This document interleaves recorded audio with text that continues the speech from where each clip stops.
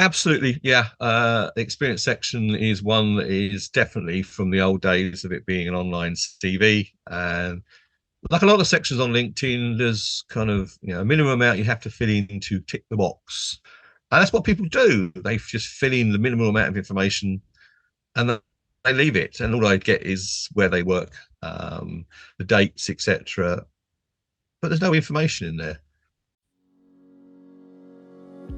A lot of people waste so much time on social media looking to get more visibility and conversion.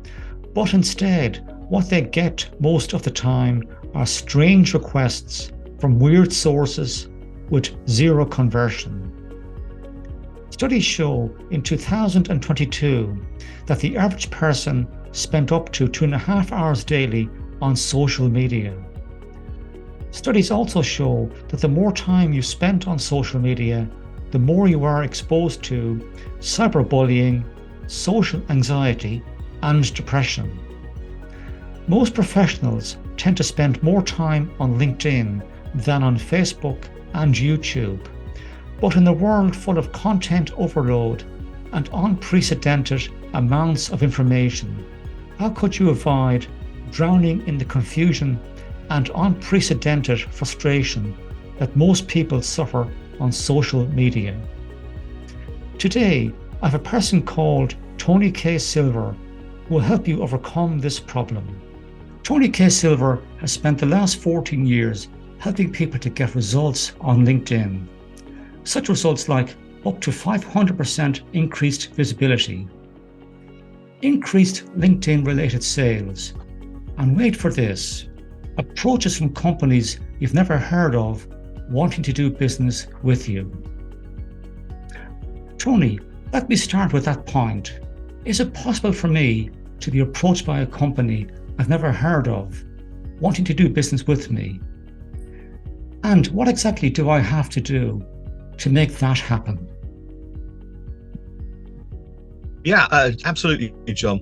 It's all about visibility. And as you say, a lot of people spend a lot of time on social media, and obviously LinkedIn is kind of got an element of social media to it, and people do spend too much time on it, I have to say.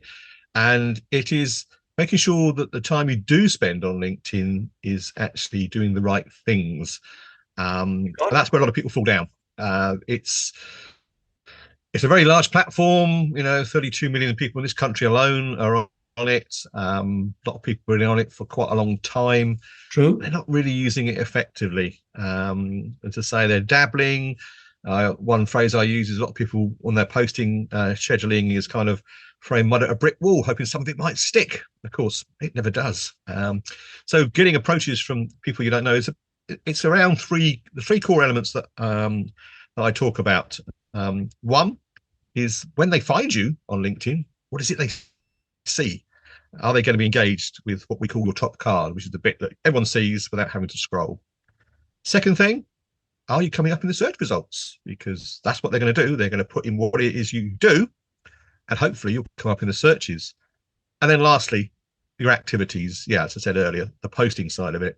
If it's done in the correct way, then you will get your message out to people who will go, oh, that's interesting. Yeah, it's a combination of things. There's no one element on its own, I think, stands out above the rest. It's a combination of all three. But it does mean that, yeah, once they're set up properly, you can get inquiries from people you've never heard of because they've seen what you've done. That's a very interesting point. And I think what you get a lot of on social media, and I have to include LinkedIn in this regard, is people, I would say, shouting. They're just trying to get their word out there, their opinion, their point across to the masses. And they're just kind of effectively shouting at people. They're not engaging with people at all. All they're doing is expressing an opinion or a point. And I think that's using LinkedIn or any other social media platform in an incorrect way. I think what you need to have in mind is your client avatar. Who's your ideal client? And you have to position your point, your story at those people. What I also find with LinkedIn is, or any other social media platform, but LinkedIn in particular, that if you're a busy chief executive who's employing a management team around you, you don't tend to find those people on LinkedIn too often. Or if they are on LinkedIn, their activity is relatively low. But what you do get is coaches, mentors, consultants, professional speakers, for example. They're very active on LinkedIn. What's been your experience in that regard? Again, it's all about how you actually use the platform. You're quite right in your statements. Take the second part first. There's an awful lot of coaches and trainers and other such people on there, and they are active. I think the last statistics I saw, and they probably will come some new ones at the end of this month. 5.28% of people are construed to be actually active on LinkedIn out of all the membership. So you can see there's an awful lot of people that aren't. And about less than 1% are actually really active and doing something about it. And they are, yes, some of them, unfortunately, as you say, shouting, broadcasting, use me, buy my services, and doing it all very, very wrong. Most definitely. And it's again, it's about getting the balance right on LinkedIn. CEOs, directors, partners, they're on LinkedIn. Absolutely, yes. And I target those people myself because ultimately, I like to talk to people at the top. If they hand me downwards, so be it. If I go in at the bottom and try and work my way up, no, that doesn't really, really work. And you'll find that many of those CEOs and partners in companies, etc., probably don't even run their own LinkedIn profile. I know that's probably not against the rules and all that sort of thing. But it's probably their PA or their VA or their marketing department that does it, and they just feed back to them the relevant salient pieces. So they will filter out all the rubbish for them. But if you target the right person in the right way, the right sort of messages, funny enough, they will engage. And I did a project which I'm continuing this year. Been a bit slow at the start of this year. Last week was a very much, are people around or are they not? Yeah. But I targeted these people and I got a 41% connection request acceptance rate, which is really, really high. This year it's more like 20. But as I say, I know a lot of people weren't around last week. They've only just come back. We're only on the second day of the second week, and it will pick up again because I've targeted the right people. I've gone about it in the right sort of way, and they will respond to it. If I try to sell to them, I don't suppose the rate would be much more than the 2 or 3 that most people get. True. So you're making a good few points here. So first of all, a lot of bigger organizations, they have company pages, and you can follow those pages and look at what they're posting on those pages yourself to see what the critical issues are for that company at any one point in time. And then there might be opportunities there for the mentor, the coach, any consultant, or any business person wanting to do business with a larger organization. And then, as you say, you have to identify who's the senior people in that organization and then have a very specific LinkedIn connection request into those people.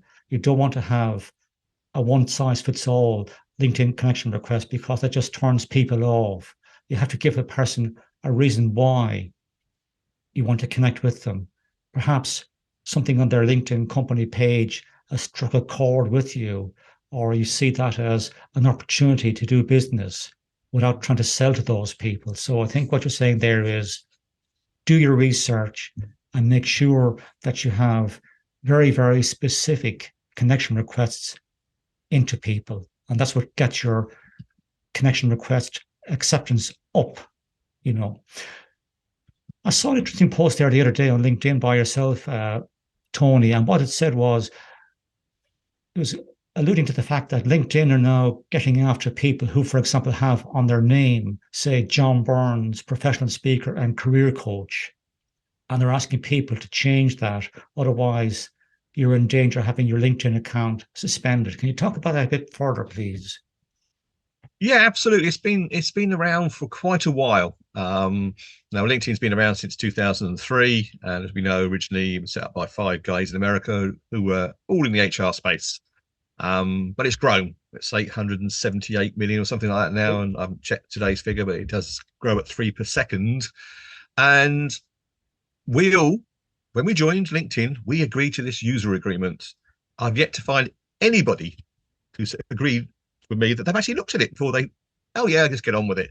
as we all do on most things. But True. in that user agreement are very, very clear things that LinkedIn say you must abide by. And one of those in there is that, you're meant to use it properly. Therefore, the name field is for your name. It's not for, and I'm one of those people. I used to call myself, what I am, the LinkedIn profiler. It was, Tony K. Silver, which was my first name in the field. My second name was, the LinkedIn profiler. But it completely contradicts the rules. And I was talking as I do with some people from LinkedIn, and they said, yeah, it's one of those things that we will be starting to spend more time looking at and reaching out to people. What they did a few years ago, their main thing was all the people that are using automation tools.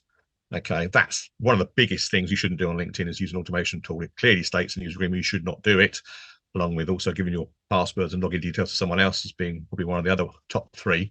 And they spent an awful lot of time clearing out in 2001. 37 million people were vanquished from LinkedIn because they were breaking the rules. So they're now working their way down to the lesser things. But one of those is, people that use that name field incorrectly. And I've just had that instance. The post was about one of my fellow LinkedIn trainers who's based in Europe and is quite prevalent, and he really knows what he's doing. But yeah, they approached him because he had a little copyright image within his name, and they said, no, you're not allowed to do that. Please remove it. What they will do is they will reach out to you. They will ask you to do what they ask, and they'll also tell you why, what you've done. And of course, anyone sensible, you just it's their platform. It doesn't matter if you don't agree with it. You kind of got to do it, even though sometimes it doesn't make an awful lot of sense. If you continue to do it, you might get put in LinkedIn jail, which is suspension of your account for 5 to 7 days. If you then continue to be a bit of a maverick, you might find that they say, well, we don't want you on our platform and we'll close your account for you.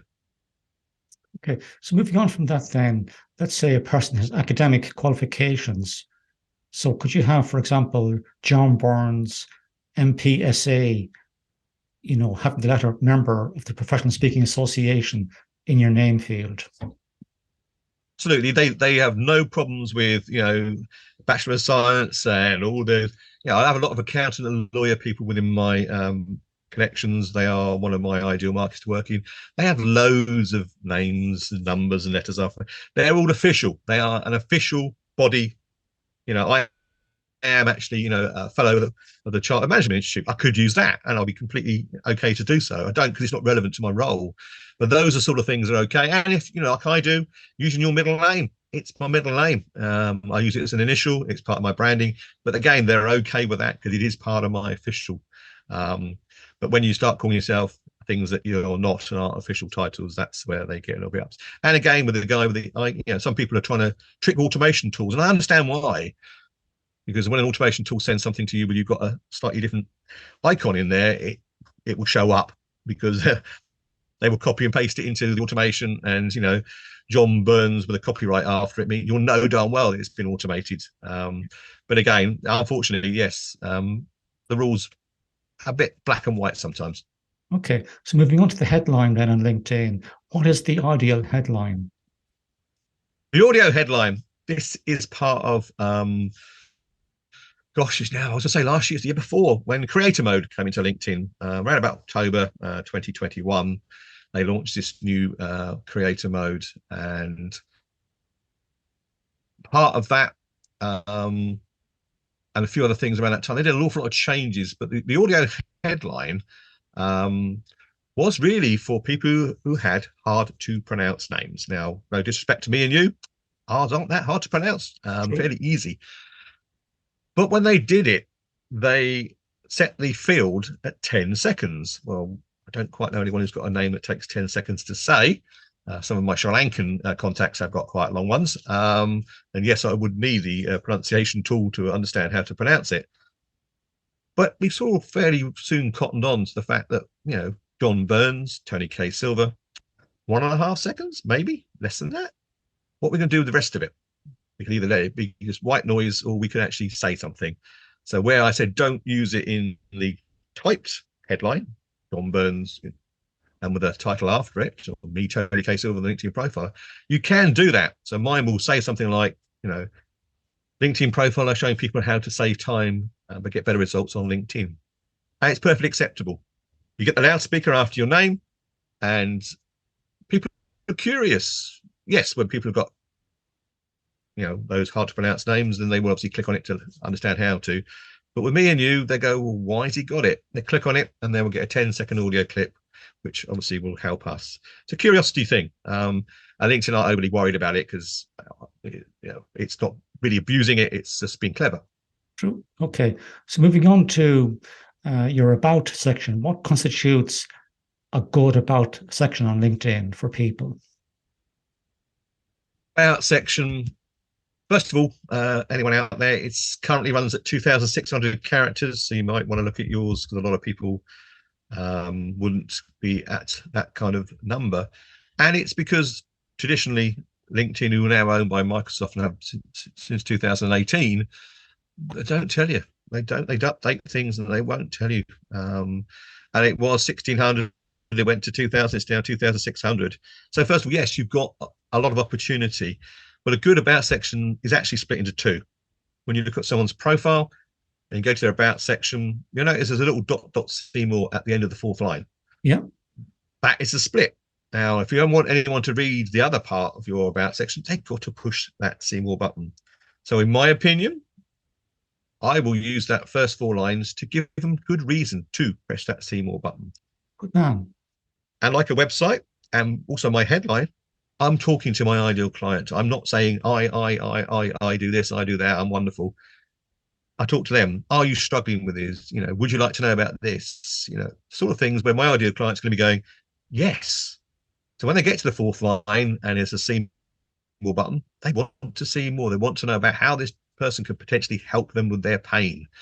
Once they open it up, the rest of it, the other 2,400 or whatever it is characters, they're for you to tell people exactly what it is that you can do for them. So it's kind of still in that particular area, but you can use the word I. You can put in there bullet points, old fashioned, John. We've been using those since we were at school. But it does actually highlight what it is. So if you can put in what you are a specialist in bullet points, it just makes it very clear to people what it is you can do for them.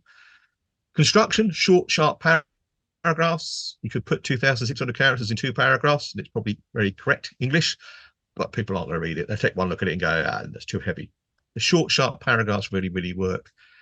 People love statistics. They love figures. Images first, which you can't put in there, but the next best thing is, so if we put some statistics around, as you mentioned earlier, the ones that you mentioned, I've used them in my about section. It just tells people, okay, they love them. Achievements, that people love working with achievers. Let's put some of that in there. But also, there's 2 things that I'm always talking to people about, probably without fail, to be honest with you, is that if you've constructed 2,600 characters, you spend a bit of time doing it. It's not going to be, draft 1's not going to work. You're going to be tinkering with it, I can assure you that. But once you get there, and if I'm reading it, and you've engaged me, get me to open the see more, and I'm looking at that, and I'm looking at those statistics, and I'm looking at your bullet points. I'm thinking, well, actually, yes, what John Burns provides is actually of interest to me. What do I do next? And I get to the bottom, and there's usually 2 scenarios here, John. Firstly, nothing. I don't say anything. It just sort of ends. Or they give me every single way of getting them, hold of them under the sun, Snapchat, this, that. And no, what you need to do is to make it very easy for a person to get hold of you. And unfortunately, I've been doing this a long time, as you said earlier. The answers an email. I will put people on something along the lines of, for a free 50-minute consultation with Tony, email tony@tonyksilver.com. It's simple. They will cut and paste it into their email client. Bang, they've done something. They've gone to the next step. I put my phone number in there. They ring me now, John. Guess what? I'm not answering. I'm talking to you. Will they leave an answer phone message? Maybe not. Actually, probably quite a high percentage can't be bothered with it. And it's the same with websites. You've got a form on there, a contact form most of us have. You're relying on people actually filling it in if they can be bothered. But when you put an email in there, they're quite happy to do so. And the other one, which is something I've been using for years and everyone sort of Oh, that's so simple. Is that social proof? Social proof is really, really powerful. If I say to you, there's a great curry house just open down the road from where you live, John, and you're a curry eater, you're probably going to go and look at it. So social proof is very, very powerful. And I say, put in a testimonial into your about section about halfway down to break up. But it says, mine is from a well-known bank. It says I'm doing a fantastic job. Well, that's social proof. If someone reading that who doesn't know me reads that and says, "Oh, Santander, I think Tony's really good at what he does," that's probably going to be a plus point for me. I just think people are a little bit shy about promoting themselves in that particular way. And say, but people say, well, actually, Tony, there's recommendations down the bottom. Well, yeah, okay, that's another subject. But generally, it is down the bottom of your LinkedIn profile. Will they ever go that far? Let's put it in the about. We've got the 2,600 characters to use anyway. It doesn't take a massive amount, but it can be really, really powerful. And again, it could be the deciding factor there for them to go and look at how to contact you because someone said you're good at what you do. So effectively what we're saying here, Tony, is in the about section, first of all, the top four lines should be what problem you solve for your client. And then if they click on the more button, and then they want to look down into more detail about your services, you can then outline what makes you a credible person in your sphere or in your sector. And you can list out some of your accomplishments and also the services you provide to clients.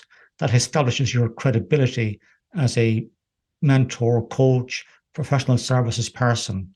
Then also you're saying there to include a testimonial in your about section, because again, that helps to establish your credibility and it helps you to stand out from your competitors. And if you have, as you say, multinational organizations who have given you a LinkedIn testimonial or recommendation, put that recommendation or testimonial in there. It helps to establish your credibility. And then finally, as you say, make it easy for people to contact you by putting in your email address into your about section. So there's a lot you can do and make it creative. And as you say, use bullet points, makes it easy for people to read the information.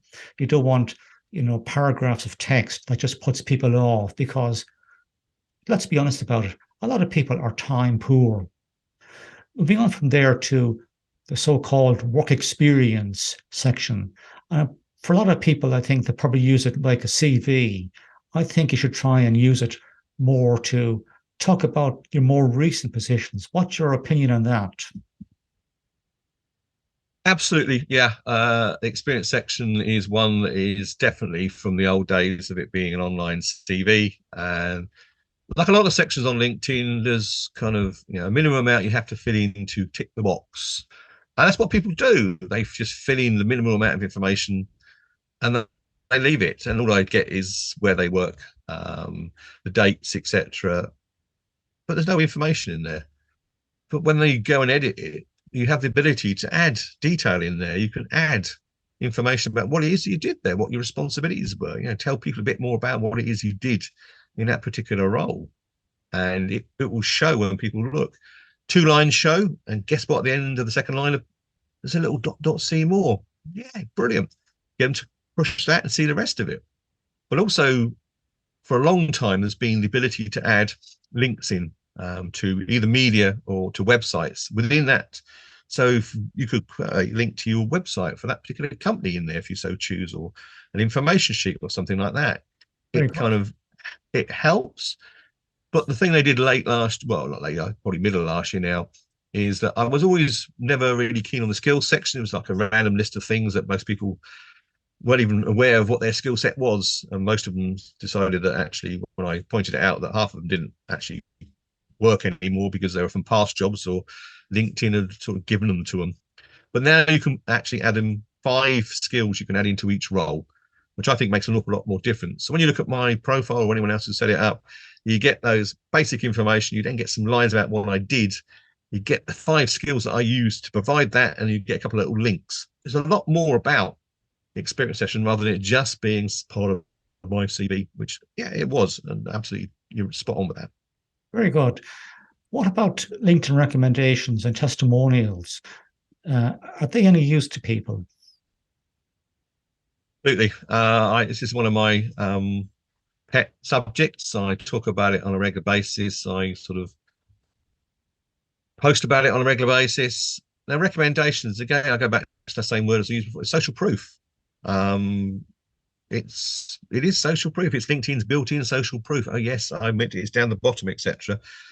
But if people are looking at your profile, and even more interestingly, if they are doing a comparison between you and someone else who does something very similar to you, so I have to tell you, ladies and gentlemen out there, none of us have got a unique selling point. There is someone out there that will fill the criteria that the person's looking at, other than you. So they might do in a comparison. And what better when they get down to the recommendations section, they see something that impresses them. Now, in all the years I've been doing this, the average profile, if it's got any recommendations at all, has 3 or 4 maybe, and pretty much guarantee that they're 2 or 3 years out of date. What's that saying? Not really good. But if yours, they get to yours and you've got 15 or 20, actually, once you get above 10 on LinkedIn, you're in the top 10% on LinkedIn full stop anyway, because people just don't do it. But if you've got 15 or 20 recommendations and the 3 that show, try and get them as recent as possible, then it can only tell people that, you know, John's doing some good work and it's recent. That's the sort, you know, another person's 3 or 4 years out of date and it's kind of only 2 or 3 of them. Naturally, they're going to choose to come and speak to you about it. But also, yeah, the numbers, you know, when you think that most people have got less than 10, when you get over that, you are then playing with the bigger boys on LinkedIn and you grow and grow and grow it. And I actually use it. You know, I've now just hit the 250 mark, which is again a landmark on LinkedIn. But it's been done over years, John. It's not, you know, it's not overnight sensation. But if someone says to me, you know, when I'm talking to them in a sales role, and they say, oh, you know, why should we use you? I said, well, okay, fine, good question. Go and look at my LinkedIn profile, scroll down to my recommendations.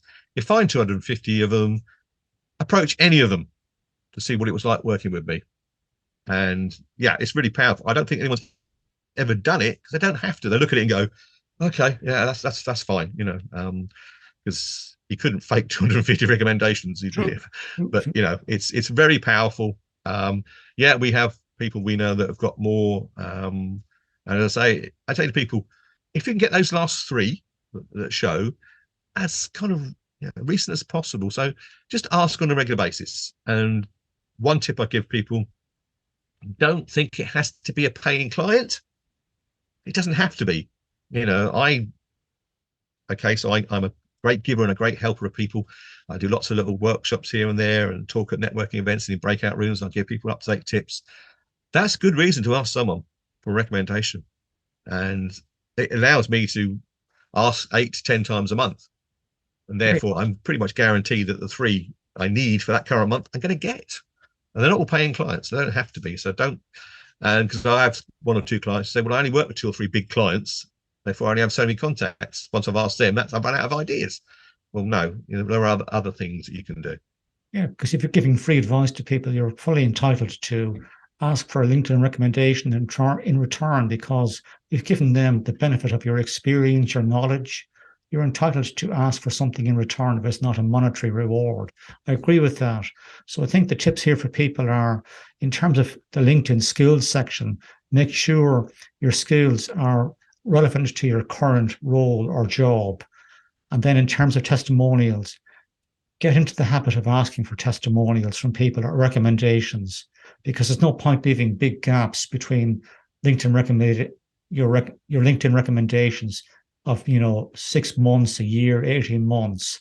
That gives the impression to people you're not entirely busy, or you're afraid to ask for recommendations. In other words, you're doubting your own ability. So get into the habit of asking for those recommendations regularly and often. And people, more often than not, are only too happy to give you that recommendation. Moving on from there to a section on LinkedIn that was very prominent some years ago, LinkedIn groups, and they nearly died a death, but they're kind of making a slow but sure, a slow return. How should people use LinkedIn groups effectively? Yeah, I think the tipping point there was 2018 when Microsoft bought the product. And I always say that, you know, they kind of cut it off at then its knees, the groups. Things just weren't pulling through. So if you actually put a post in a group, members of the group weren't getting notified about it, and it all became. And when I say to people about using groups, so one of the first thing you need to do once you've joined a group is to go and look when the last post was, because there are groups with thousands and thousands of members that are dead. There's no one actually posting in them, so no point in posting in there because there's no one's actually active in them. But there's various ways you can use groups, and they are, as you say, they are listening to us. We keep telling them that's one thing we want is the groups to come back to what they used to be, and they keep tweaking and updating and doing little bits and bobs. But I look at it the two ways is that I actually prospect on there, and the second one is that I actually broadcast on there as well. When you broadcast, yeah, many people will find that the groups that they have kind of related to their industry or maybe from past jobs, it isn't where their avatar lives. So the first thing I say to them, right, if you find your avatar, if it's a lawyer, go and join some lawyer groups because that's where they're going to be. And I show them, reach out there. And then when you do broadcast in those groups, your ideal clients are potentially going to see it. Broadcasting in a group of LinkedIn trainers for me is pointless because they're all LinkedIn trainers. They don't need to. So yeah, getting those defined. The other thing is that you'll also find that if you're going into a group of lawyers and they are your target market, you'll see posts from first line connections, people you're connected to, second line connections, which are connections of your connections, and then third line connections who basically don't know who the hell you are, but they're posting in the group. So you can identify them, you can see what they're saying, and you can then engage with them. So I use that for the prospecting side of it. So groups do have good use, but as I say to my clients when I'm training them, as part of the activity strategy I'm going to teach you, it's the small part, but it will get more significant. So let's get used to it. So when LinkedIn do release some updates, and we now start to get more reach, really, I suppose, because it's built into LinkedIn. People don't know where it is, which is the thing I say about lots of things on LinkedIn, that if people knew where it was, it would be really useful, but LinkedIn haven't bothered telling you. So whoopee. True. Yeah. So what you're saying there effectively, Tony, is identify groups where your client avatar is, join those groups, and then aside from posting on your profile, are you saying you're entitled then to post into those groups also, advertising your services and what you're actually talking about on LinkedIn to grow your engagement and to get people to look at your profile then proper? First thing I would do is to actually, when you first join a group, is to go along and sort of like and comment on people's posts originally as the first. When you do any liking and commenting on anything, whether it's in a group or if it's in your feed, LinkedIn now very clearly look at the first action that you take and will mark that. So when I tell you that a comment is 12 times more powerful than a like, please comment first. Like afterwards doesn't matter, but comment first. And that's the thing that will pick up, and that will help the scoring on that side of things. So yeah, go in, but also when you like and comment on something. So if I saw something from your good self, John, I would say, oh, really interesting post here. And then I would tag you by putting the @ symbol. And because you're the author, it would probably automatically fill in your name. Click on that. It makes it a clickable link so people can click on it to go on your post, which is also, and if I'm doing that with someone who's a kind of target, but I'm targeting in groups, they get a message saying that Tony Casey was passed a comment on their post. Most sensible people will then go and see what the hell I've done. It's just getting some engagement rolling in that respect. Then when you do start posting, no, absolutely don't try and sell. No. What you need to do is, again, I always say to people, when you do posts, in a block of 10 posts, let's just say 7 or 8 of them need to be that discussional or informational posts, which people are going to engage with. One post can be absolutely personal. Okay, LinkedIn's not the stuffy thing it used to be. But if you put a business analogy on it, even better. And then one post can be absolutely promotional about a workshop I'm doing, or I'm speaking here, or I'm doing this. Yeah, 1 in 10 is quite a nice ratio. You start doing more of that, which a lot of people do, and people are not interested. You're just trying to sell to me all the time. No. If they notice that every now and again you throw that in, but they've seen some great information from you, they go, oh, right, he does all that great information, but this is how I can engage with him. Okay, right, super. And that works a lot better. Very good. So moving back up towards the top of the LinkedIn profile again, what are your thoughts on the featured section of LinkedIn? A must have. It's one of those sections that were added afterwards. So at the top of your own profile, you'll notice there's a button that says add profile section. And go and discover that, because there are lots of things in there and sections you'll go, I haven't got that. And two things, it can be really useful to actually fill those sections in for you. But also, as far as the LinkedIn algorithm goes, the more sections you've got filled in, the better results you're going to get as well. They're going to score you on that. So go and find it. The feature one was brought in to replace something. And a lot of people don't know this, that once upon a time, you could actually have little links in your about section at the bottom, which gave you little thumbnails that you could click on, which could go to two things. They could either go to media, or it could go to a URL. And it was the safest way to point someone to your website on LinkedIn because it's built into their actual engine. But it was small, and most people didn't know about it. Again, they didn't know it was there. So they brought out the feature section, which allows you to do 4 or 5 different things. And using old marketing parlance for the older ones, you can pin things in there. So you can put things in there that are always on display. 3 currently show. I say currently because LinkedIn do change things, but 3 currently show. You can have more than 3. You know, people can scroll to the right and have a look and see what you've got over there. I say to people, the 3 that you show to the outside world, make them relevant. Okay, so if I am spending February pushing my speaking business, then that's what those 3 are going to be about. You know, they'll be linked to my speaker website, you know, maybe a review from someone of what I've done. But there's also other stuff there. It is really very prominent, sits right underneath, unless you go into creator mode, which means it moves it to the top of your profile. And again, it doesn't work creator mode for freelance. And when I want to go and look at someone's profile, I want to read about it and go to the about section. As you said earlier, I don't want to have to scroll through 6 or 7 of their posts and their only feature section. Oh, well, then I get to it.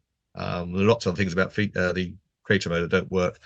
But normally it sits underneath there and it enhances. That's what you're meant to do. It enhances your about section by giving those 3 things that people can click on, go and have a look at your posts, go and look at your articles, go off to the website, you know, put a video up on there if you're brave enough. So, yeah, I would say people, even if when you first start, just try and get 3 things up there, and therefore it will look, and it also will be very useful for you because you can give that information out to people. And in terms of LinkedIn posts, you see great variety in posts, I suppose you could say. You see people who have very brief comments. Then you have people who kind of write nearly an essay in their post, and you read through it and you say to yourself, gosh, there's so much information here. I'm overwhelmed. I don't know exactly what their key point is. But more recently, you've seen people who put in PDF documents, maybe 7 pages of a PDF document, and you click through those, and they're very informational. You actually see what they're talking about, what they're trying to sell to you, or talk to you about. What's your view on the ideal LinkedIn post? Yeah, this is something that we, as a bunch of LinkedIn trainers, we are constantly monitoring it. There is one major update every year, and I get a report which I condense down into what I call my rule book. And yeah, the last one, which was October last year, clearly stated after hundreds of hours of testing that the post that gets the most reach, now what I mean reach is that's the number of people that get to see it in their feed, is, as you say, a document post. And it so happens that, as you mentioned, because we've spoken previously, the 7-page one seems to be the pinnacle of it. You can do more, you can do less, but they seem to be around, because I was doing 5 before that, and as soon as I found the new information, I changed my template and it's now 7. Don't overload the information. Again, most effective PDFs that are this sort of 7-page carousel, you could call it, don't have an awful lot of information on them, but enough to make people want to scroll right. And that's what we want to do. The more people spend time looking at your post in their feed, it's called dwell time. And that's what LinkedIn it's automated. They go, well, John spent 3, 4, 5, 6, 7, 8, 9. Oh, he spent 30 seconds looking at that post. Therefore, it must be interesting. Therefore, we give it some organic reach that other people can be looking at it, etc. So it's absolutely ideal for that sort of thing. When you do a post, I mean, the most basic post should always be text with an image. There is a time when a text post will be okay, and we might need to do them from time to time, but also consider this fact that 2/3 of the UK population are visually orientated, and it's going through their feed, and it's just some words. But below it, there's some words, and there's a nice picture or a video. That's the one that they're going to pick up on. So don't just do text posts on a regular basis. Always add an image, and that's the baseline that we use. We say a simple 4-line post with a simple image. That's the datum. By doing the document, that we're saying it's so much better than that. So absolutely. But again, it's about consistency, quality and consistency, regardless of what the algorithm wants to tell you or how it tries to affect you. That ultimately is what really matters. And can you explain further for the audience why dwell time on your LinkedIn profile or your LinkedIn posts are so important? It is literally that when you because unfortunately LinkedIn used to call when people viewed I got 5,000 views on my post, Tony, and I'm going, so what? Because ultimately view is now called an impression, by the way, but people still hang on to that term, including me. If I'm scrolling through my LinkedIn feed and you've got a post in there and I just scroll past it at 100 mile an hour, you get a view. You didn't. I think it's like 2 or 3 nanoseconds is the official capacity. And that doesn't make sense to me. So views and all that are kind of views are vanity. When I say, get comments, get people to start reposting, things like that. That's the important side of things, engagement side of things. Put up a video of your dog, etc., and you get loads of views. Are you getting any business out of it? No. We're jumping around here. One of the banes of my life is on LinkedIn is if you look to some people's LinkedIn profile photos, there's no photograph, some have, in a t-shirt. Why is it important for people to keep their LinkedIn profile photo looking professional? Okay, so there's I often say to people very honestly, it is it's a boring specification. But let's go through the elements of what the ideal in LinkedIn's eyes headshot is. Well, that's the first clue. It's a headshot. So a full length shot of you doesn't work, and the reason quite simply is that going back to 2/3 of people now are looking at your profile on their phones. The screen's a lot smaller than their desktop, and therefore your head will be a lot smaller. They might not be able to identify you if it's a full length shot. So that's why we say headshots. Professional looking is what I say. You don't have to go and spend £200, £300, £400 with a branding photographer. I would suggest that you do consider it in your business anyway. But if you can get someone else to do it, because again, it's even though on a screen it's still not massive to be seen, but you're asking these people ultimately, hopefully, to do business with you.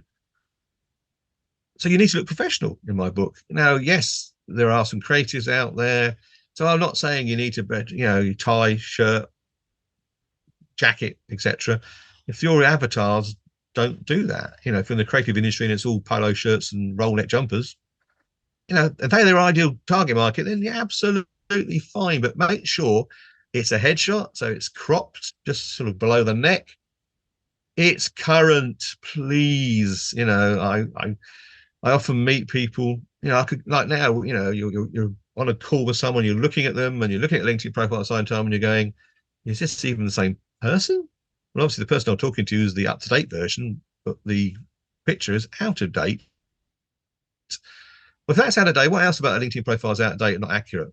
Puts doubt in my mind straight away. So keep it up to date. One we discussed at a meeting yesterday, have a little smile on your face. Who wants to deal with someone who looks miserable?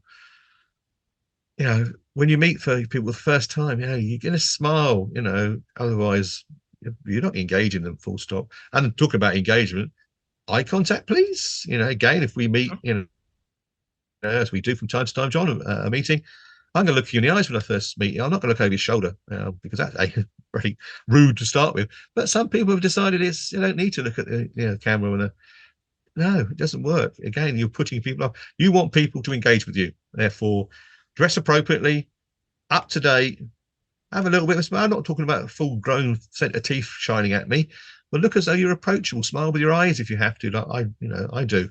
And it's really, really important because that's one area that is very, very easy to update. And I'm not going to be sexist here, though the comment might sound that way. Potentially, women might have to do it more often than blokes. So I'll put the the other side of it is, I haven't changed my hairstyle in 25 years. Doesn't really. Well, women will do. They will change the color of their hair, their hairstyle, and if it's a permanent move, then it could be worthwhile updating your profile maybe sooner than the sort of 2 to 3 years that I would advise that you do it anyway. And a final question for you, Tony. What is your thought on the creator mode within LinkedIn? Well, I alluded to it earlier. Brought in October-ish, September, October 2001. Promised lots because I am who I am and I know about these things before they break. I kind of knew what it did. I thought, this is quite interesting. Its core element was to get you more followers. And I'm thinking, I'm not particularly worried about followers. I want connections, but I want the right connections.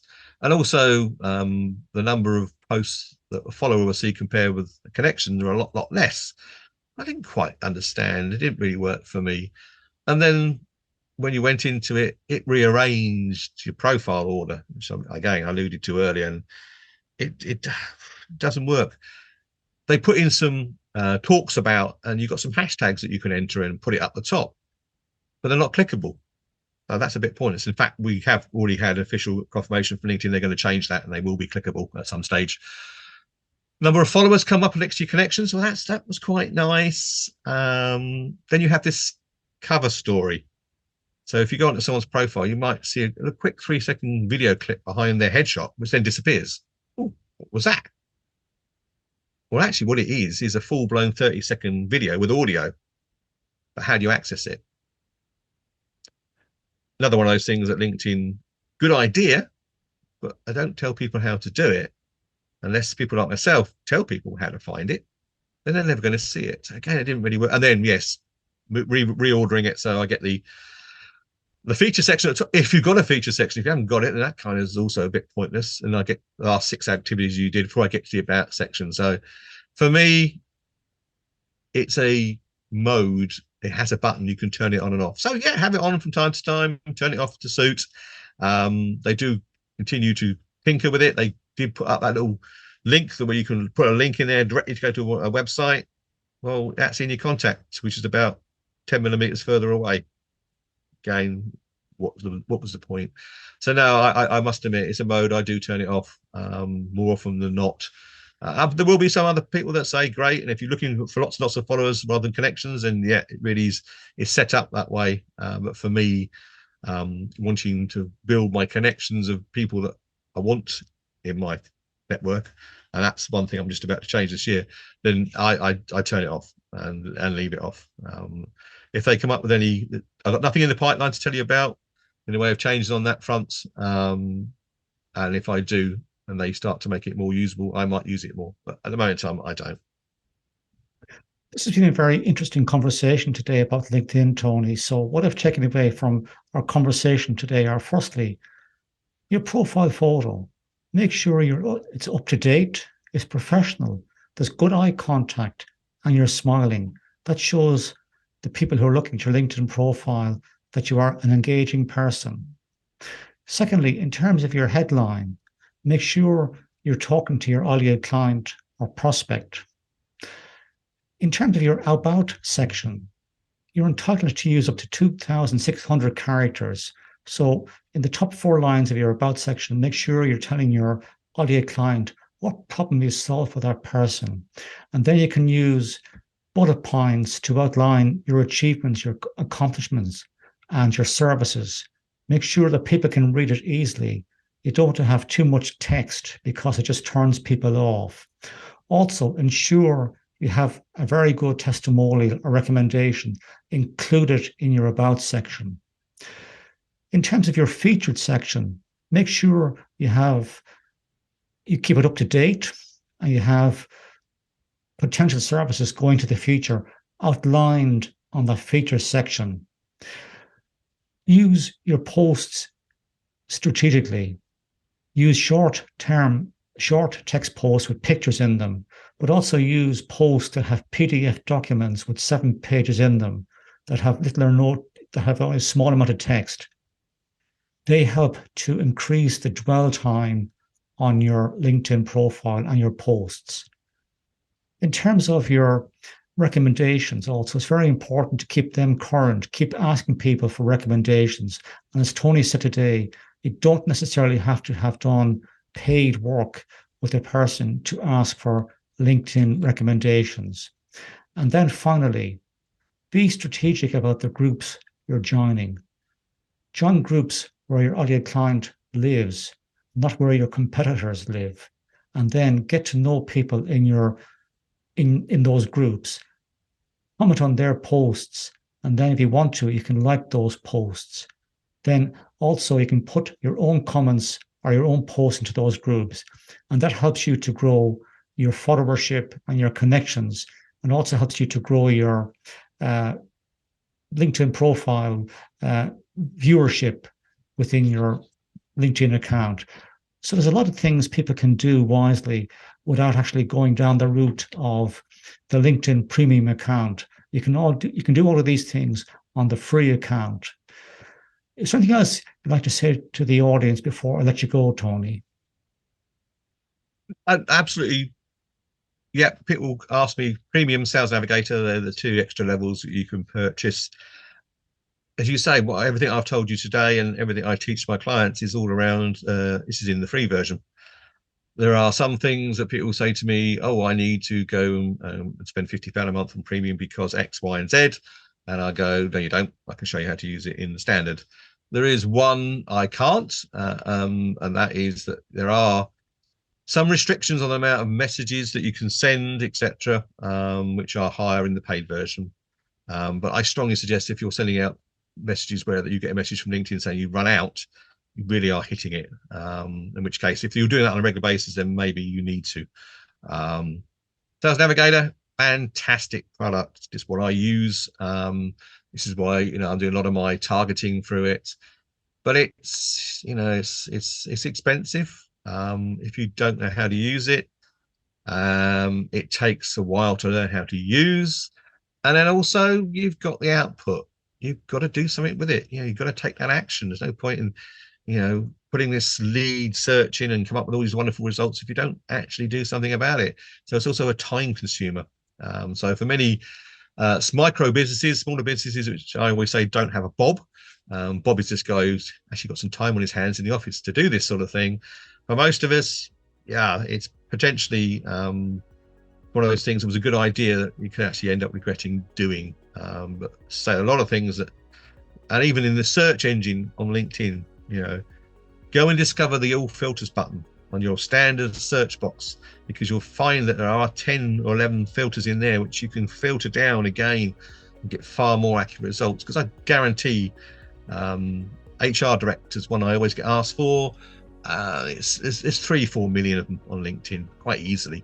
I can normally get that down to below 50 by just using the standard filters. So go and discover them. It could be one of the best things you ever do, because you'll be a lot more targeted in finding the right people for you. It's been an amazing conversation. And before I end the conversation for today, can I ask the audience to put their experience of using LinkedIn in the comments section below? Thank you very much, Tony, for your time today. Good luck. Thank you. Thanks.